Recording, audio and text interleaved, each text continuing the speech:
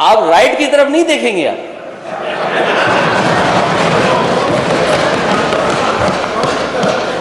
आप केवल लेफ्ट की तरफ देखिए।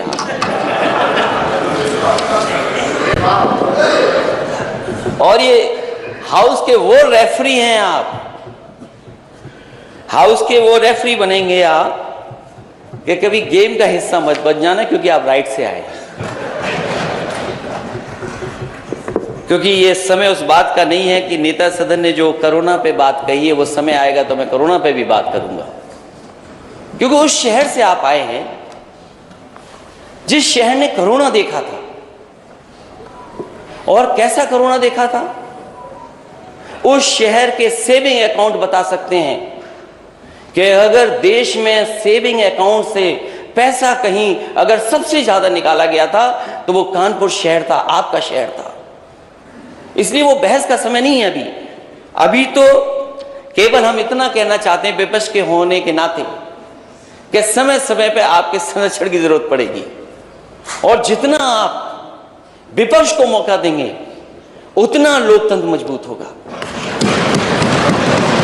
जितना विपक्ष बोलेगा और जितना सवाल विपक्ष उठाएगा, क्योंकि कई बार ऐसा होगा, और क्योंकि मैं भी वहां पर बैठ करके काम किया हूं कि मंत्री बड़े तैयारी के साथ आते हैं, और कई बार आप सदस्य रहे हैं, आपने भी ऐसे ऐसे सवाल पूछे हैं, वो हमारे मंत्री कई बार जवाब नहीं दे पाते थे, मुझे खड़ा होना पड़ता था।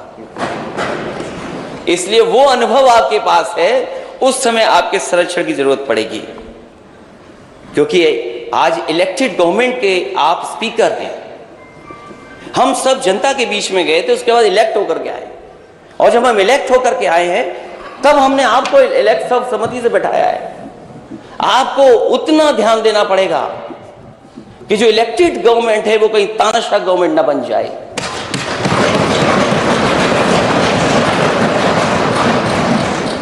इसलिए जहां आप लगभग 35 देशों में घूम करके आए, ये बात तो मुझे पहले पता होनी चाहिए थी अध्यक्ष महोदय, ये बात तो मुझे पहले जानकारी करनी थी। आपने प्रयास नहीं किया ना। और मुझे खुशी है कि अध्यक्ष ऐसे हमारे बने हैं कि अब जब कभी विदेश यात्रा होगी तो भूलेंगे नहीं हम लोगों को। ये ना करना कि राइट वालों को बिठा करके ले जाएं आप। हालांकि राइट में कुछ ऐसे सदस्य हैं वो विदेश नहीं जाना चाहते, और सही बात है तो सही बात है, वो विदेश नहीं जाना चाहते। और ये बात मैं इसलिए कह रहा हूं अध्यक्ष महोदय, उनका नाम मालूम हो तो बता दिया, शुरू से आसानी हो जाएगी। आवाज मैं बात को आगे नहीं बढ़ाऊंगा अध्यक्ष महोदय। मैं इस बात को इसलिए कह रहा हूं कि विदेश जाने का कुछ लाभ भी है। मैं उन लाभों की बात नहीं कर रहा हूं जो कभी कभी कुछ लोग उठाते हैं सवाल। ये जो एक्सप्रेस वे की बात नेता सदन कह रहे थे, मैं यकीन से अध्यक्ष जी कह सकता हूं, अगर मैं विदेश नहीं गया होता तो शायद देश का सबसे अच्छा एक्सप्रेस वे नहीं बना पाता, और मैं अगर विदेश नहीं गया होता तो शायद आपके शहर को भी मैं मेट्रो नहीं दे पाता। और जब मैंने विदेश की बड़ी बड़ी इमारतें देखी, आज तो हम ये जो इमारत जिसमें बैठी है ब्रिटिश जमाने की है, ये हमारी आपकी नहीं बनाई हुई है, किस जमाने में बनी थी। और मुझे खुशी है इस बात की कि चाहे हमने ब्रिटिश परंपरा को निभाया हो, आप छिपे नहीं हो, हमने घसीटना नहीं पड़ा हो, लेकिन नेता सदन जिस बिल्डिंग में बैठते हैं वो आजाद भारत में समाजवादियों की बनाई हुई है।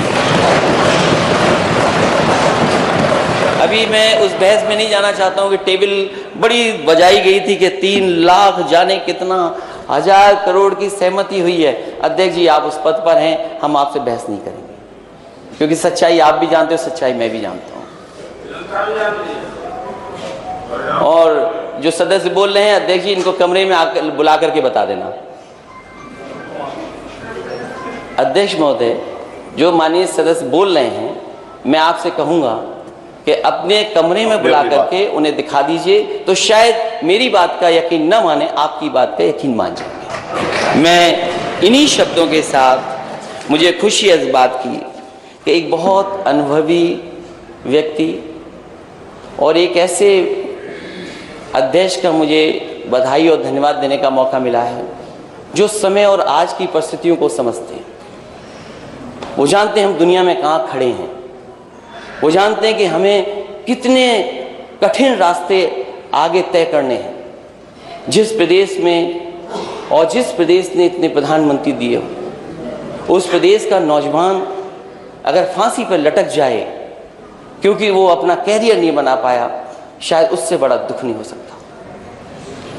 आज ही जब हम आपका स्वागत कर रहे हैं, मुझे दुख है इस बात का। जब मैंने व्हाट्सएप खोला, अखबारों को मैंने देखा, तो मुझे वही तस्वीर नजर आई कि एक नौजवान को नौकरी नहीं मिली, इसलिए वो फांसी के फंदे पर लटक गया। और जब कल मैं शपथ ले रहा था, शपथ लेकर के अध्यक्ष जी मैं जब वापस गया हूं, तो मैंने देखा कि पेट्रोल पंप पर लूट करके एक गोली मार करके छीन करके ले गए। हमें और आपको सबको, पूरे सदन को मिलकर के जहां लोकतंत्र को मजबूत करना है, वहीं हमारी जिम्मेदारी ये बनती है, अध्यक्ष महोदय, आपके दिशा निर्देश में उत्तर प्रदेश कैसे खुशहाली और तरक्की के रास्ते पर जाए। मैं आपको बधाई देता हूं, मुबारकबाद देता हूं। एक ऐसे अध्यक्ष को पाया है जो हंसमुख है, जो हम जैसा ही हंसता है। मुझे इस बात की खुशी है। मैं बहुत बहुत धन्यवाद देता हूं। माननीय नेता अपना दल सोनेलाल श्री राम निवास शर्मा जी।